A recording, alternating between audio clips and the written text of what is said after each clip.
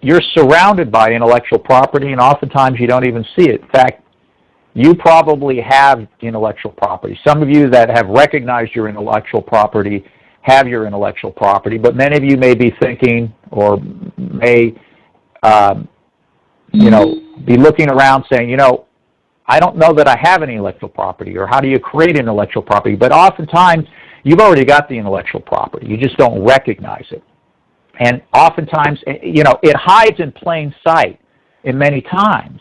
And when you look around, you're surrounded. Just go into your kitchen one day and take a look around. And instead of looking at it through, your everyday eyes of, okay, there's my toaster and there's my refrigerator, instead step back for a minute and realize what you're doing is you're entering a world of intellectual property. Your refrigerator is a trademark. Your, vitamin mixer is a patented device. Your stove has got patents on it. Your TV show that you're watching in the morning has got copyrights. Your iPhone that's charging has got design patents and copyrights. The magazines that you're reading, it goes on and on and on, and they're all in front of you. And that's the amazing thing about intellectual property, is so much of it is in front of you that it's invisible. And when you open up your mind and you start to throw away your box, you realize, wow, it's all around you.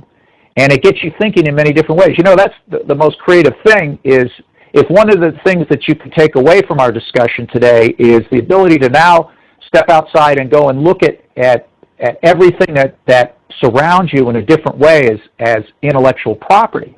And most of you participating today have probably been doing licensing and don't even realize you've been doing licensing at some small level. If you've got a computer and you've got software, every time you turn that computer on and bring up that software, if it's brand new, the first thing that you sign is what's called an end-user license agreement. So you've been interacting with IP every day. If you go onto the internet, it's intellectual property. And that's really one of the things that you need to look at. And if you're thinking, well, I don't know if I have intellectual property, you should step back. Look in the mirror, ask yourself, what have you been doing? What are your life's experiences? What do you do on a daily basis? If you have your own business, do you help clients in some way?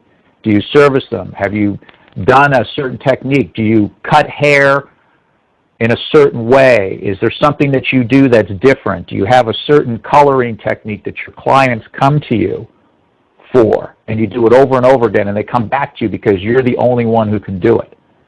Okay, oftentimes you're in the service business and you may be thinking that, oh, all I'm really doing is cutting hairs or giving massages or whatever the case is, but you need to step back and ask yourself, well, why do your customers come back to you? Are you doing something that's more unique, better, different? Is it something that I can replicate? Have others asked me, how do I do that? That's where you start to begin to recognize intellectual property. And by the way, when we talk about intellectual property and recognizing it, it doesn't necessarily have to be your own.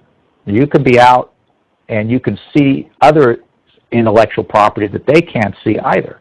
Because that's one of the nice things about intellectual property in the world of licensing, is you don't have to own the intellectual property. You just have to understand how to commercialize